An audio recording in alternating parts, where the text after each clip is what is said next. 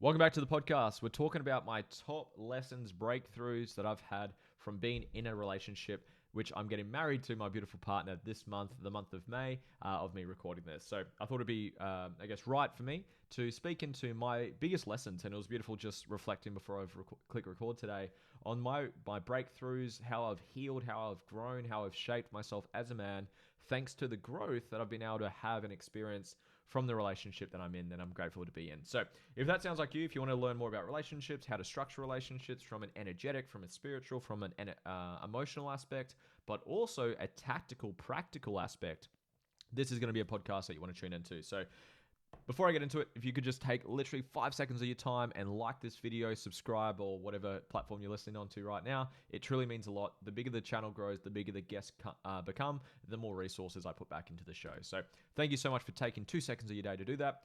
Let's rock and roll. So there's a couple of things I want to go through today. So there's 3 big chunks, and then there's tactical pieces off each end. So firstly, I'm going to start with the purpose of the relationship. One of the main purposes of a relationship, in my opinion, from how I've worked with myself and my clients, the purpose of a relationship is to help you heal and grow.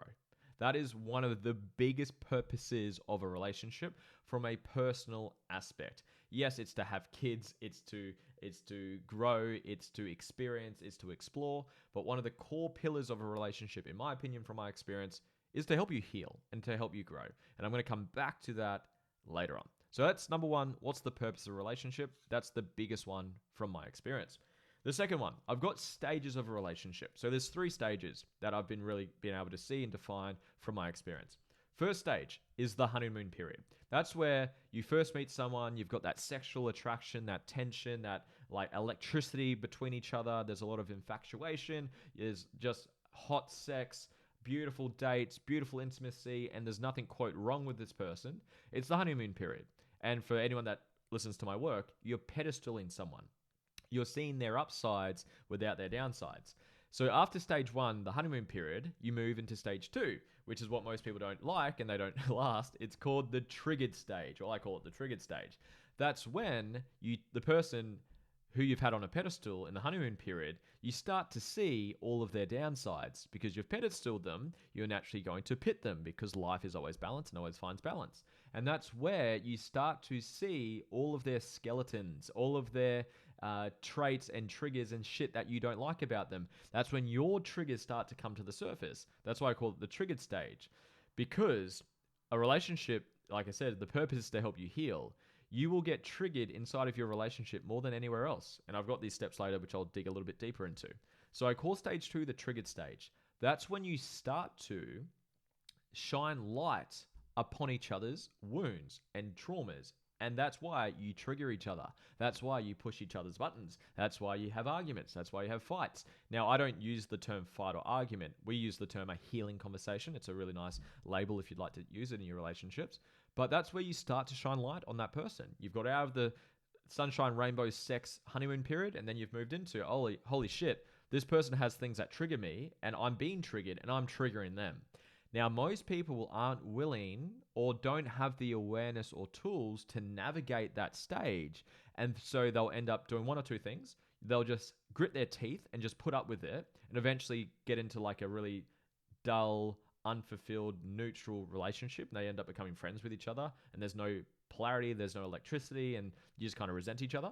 Or number 2, they'll end up just exploding the relationship and they can't handle it. The relationship ends. And then either or both people go back to stage 1 with someone else and you start the honeymoon period again, because we all love the honeymoon period, right? Because it's so fun, hot sex, electricity, all that good stuff. The goal for me, and the goal for what I help my clients with, is to get to stage 3. Stage 3, I call it the conscious growth stage of a relationship. That's where you recognize that you are going to get triggered in a relationship, and you have the awareness, the emotional regulation tools, and the healing tools to address the triggers and wounds that come to the surface. Because I've never met a single human being who's not triggered in a relationship. Because if you are, you're not in a deep relationship, because being vulnerable, feeling safe to be vulnerable, and allowing your things to come up, that's for me what I call a deep, conscious, intimate relationship. So you can't avoid it. And people don't, if you're not aware of what I'm talking about, or you're not owning what I'm talking about, you're never going to get to stage 3. You're going to blame, project, and say it's your partner's fault. You've done nothing wrong, right? And you just blame, project. Where in reality, you attract energetically your mirror in a relationship. If you've got a wound about not being seen or being heard or being loved or being enough or being validated, you're going to attract a partner who triggers that wound in you until you heal through it. Listen to what I just said. Rewind that if you need to. You will attract the mirror energetically of your wounds that you haven't healed through. So if you don't take ownership and have the awareness and also have the tools of how to heal through your stuff, which when it comes to the surface, then again, one or two paths, you will either get into like an unfulfilling, dull, monotonous relationship and become friends with each other. Or number 2, it will just bottle up until it explodes and it gets destroyed. They're the 2 options. But eventually, hopefully, at some point, you get to stage 3 where you're actually aware of your stuff. Your partner's aware of their stuff. And you both navigate and heal through your stuff together. And you get to grow consciously together with great intimacy, with great sex, with exploration, with great healthy communication, all the above. Stage 3 is the goal. So I've given you the purpose of a relationship. I've given you the 3 stages. The next point, I want to give you my steps. So how do you set yourself up for success when it comes to getting to stage 3? So these are the steps I have for someone who either is in a relationship or is single and wants to get into a relationship and get into a healthy, conscious relationship and get to stage 3. First step is yourself. You must get whole. Okay? You must be whole. And what do I mean by that? I mean, you're not needy of a relationship. If you need a relationship to complete you, what you're saying is that you're not whole and complete by yourself. That is called codependency, my friend. Now, if you are codependent and needy of your partner to fulfill you and to complete you, guess what? When they treat you like shit, when they overstep a boundary, when they do something that doesn't feel or sit okay with you, if you're scared of them leaving you because you're codependent on them for your happiness, you won't be willing to set a fucking boundary. You won't be willing to be firm. You won't be willing to actually hold them accountable to their actions because you're scared of them leaving you because you don't want to be alone because you're not whole and complete. So a lot of people skip this part. They think their partner is going to make them happy and fulfilled. I'm not saying don't get into a relationship that elevates your level of happiness and your fulfillment and you get to grow together. That's the purpose of a relationship.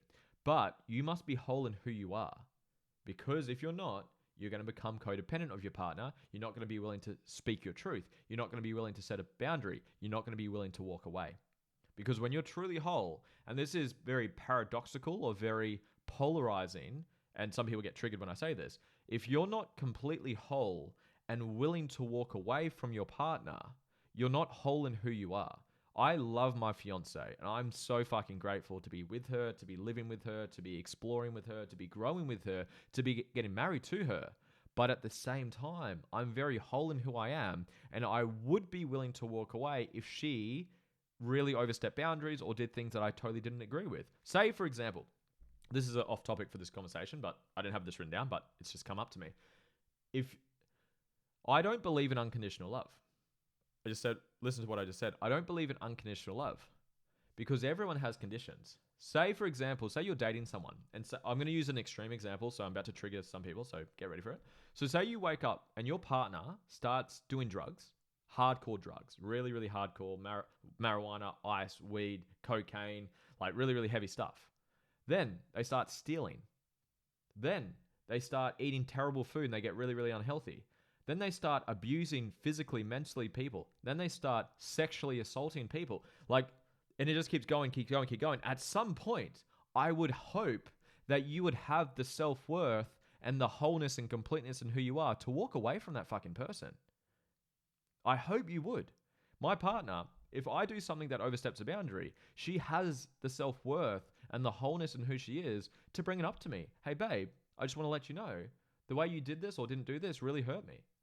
I'm making you aware so you can be aware of it, so you can improve it. But that's a red flag for me. That's a boundary for me. Because if you don't have that wholeness and detachment and willingness to walk away, then you're not going to be willing to do the things I'm talking about. Now, I just want to frame this a little bit. I'm not saying you then threaten that with your partner. If you don't fix this, I'm going to leave you. You don't use that as ammunition, but it's in the background. If anyone's done any form of sales before, if you've done any sales training or you've been in a sales position, one of the most powerful frames or things about sales is your ability to walk away. Have you ever been in a sales environment when someone's trying to sell you and you can feel how fucking needy they are and how desperate they are to get your money? It's fucking repelling. So if your partner's like that to you, they're repelling you. Versus like, you know what? I love who I am. I've got a beautiful life regardless if we're together or not. My life is better with you, but I'm not dependent on you. I'm not attached to you. I'm not desperate for you. I love who I am. You love who you are. We come together and elevate together. So kind of a big rabbit hole. I hope that made sense. And I hope you picked up what I threw down. So first step of getting to stage 3 is number 1, be whole. Love who you are. Know your values, know your purpose, know your mission, know your vision, and be who you are. Look after your health, look after your finances. Be a beautiful expression of who you are. That's step number 1.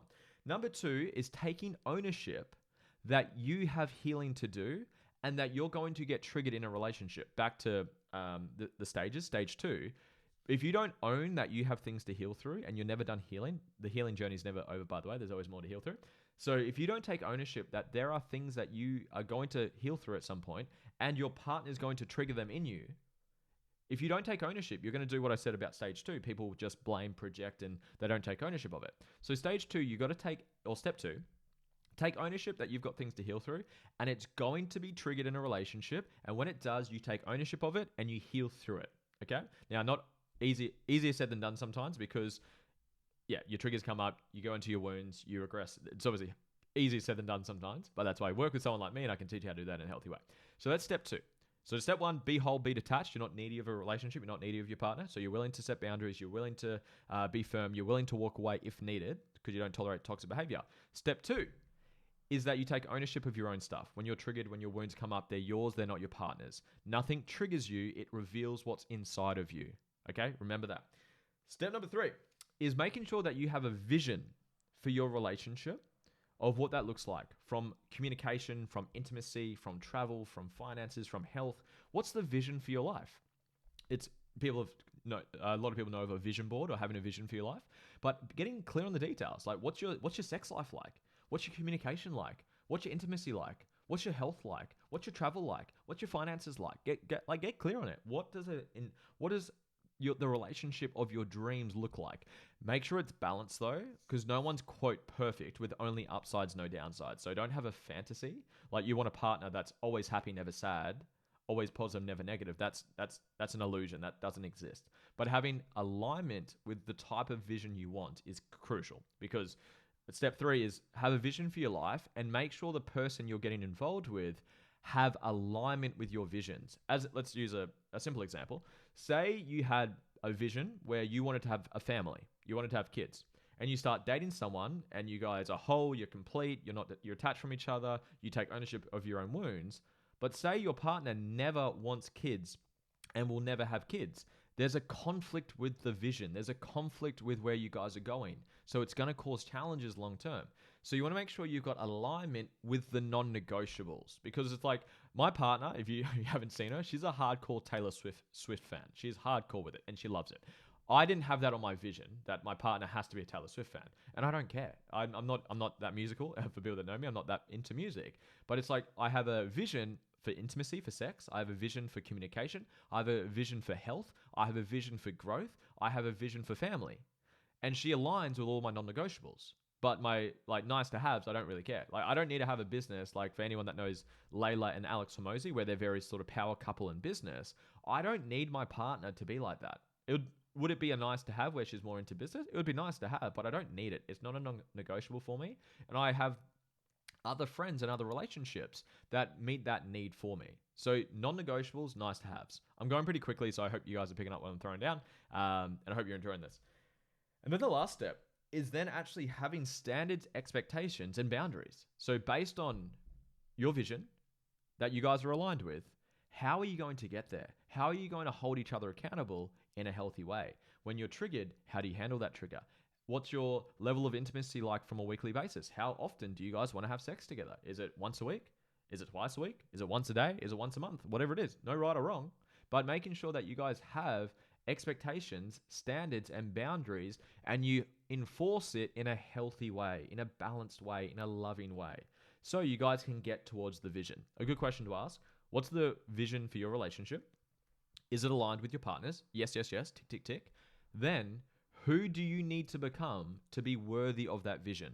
Do you need to heal through your stuff? Do you need to learn about finances? Do you need to work on your confidence in the bedroom? Do you need to work on your career or your business? What do you need to do to be worthy of that vision? And then help each other, support each other. Back to the first point I started this podcast with. The purpose of a relationship is to help you heal and grow.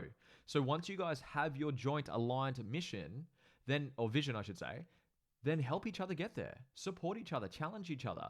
You grow on the borderline of support and challenge.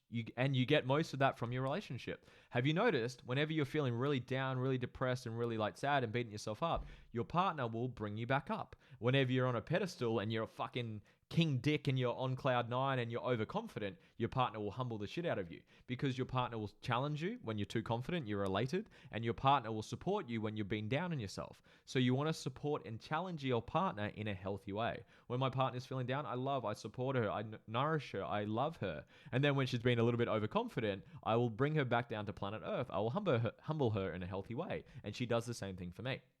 So then you need to enforce boundaries, standards, and expectations for each other. And how to communicate that, that's probably too deep of a conversation for today, but that's what you need to do.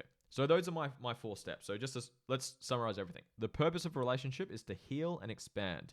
The stages of a relationship is stage 1, the honeymoon period, stage 2, the triggered period, and stage 3 is the conscious growth period.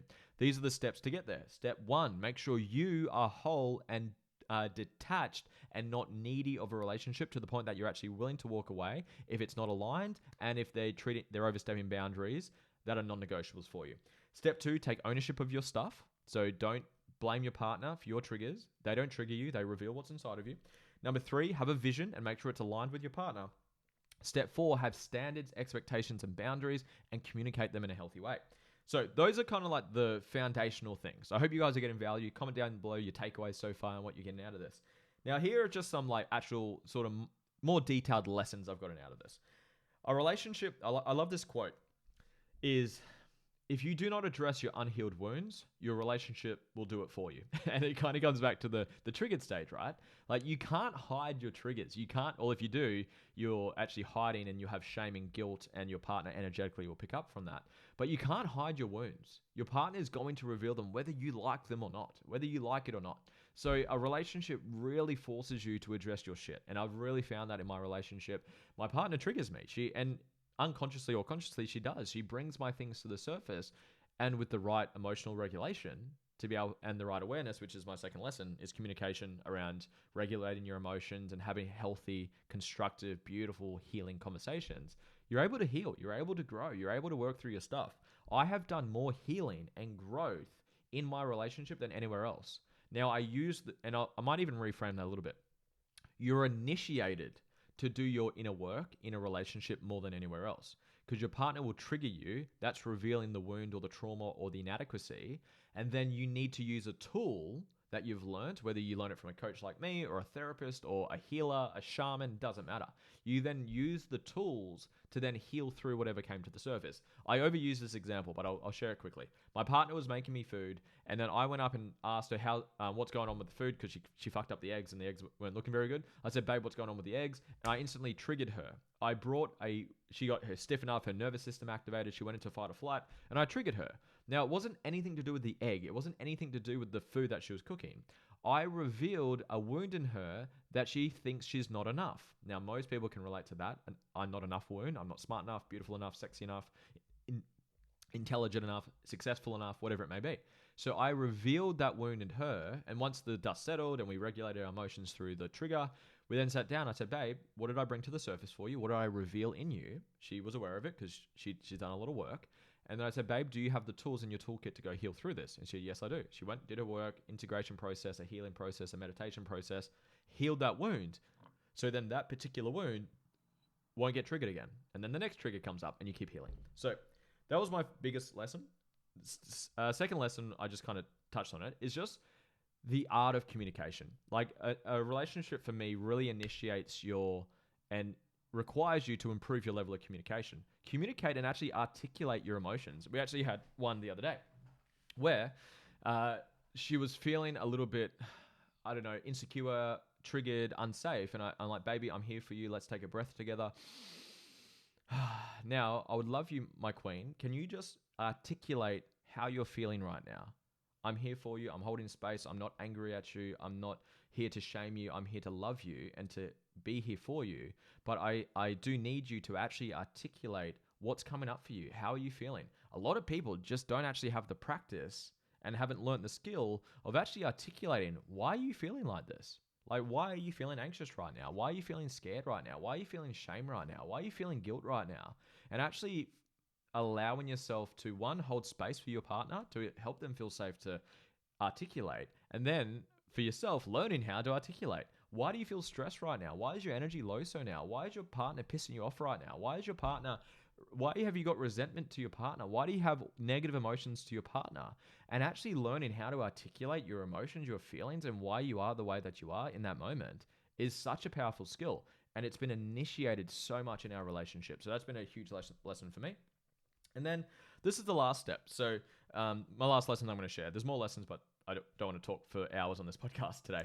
So the last one for me is you can truly create a relationship that you want. Because I talk about values a lot and projecting values on people and all that stuff. Whenever you hear the words have to, ought to, got to, must, or should, or a version of that, you have to do this, you've got to do this, you should do this, you must do this. Someone is projecting their values on how they view the world onto someone else. You have to go to the gym, you must make more money, you must go to the concert, you have to travel the world, you should do this, you should do whatever.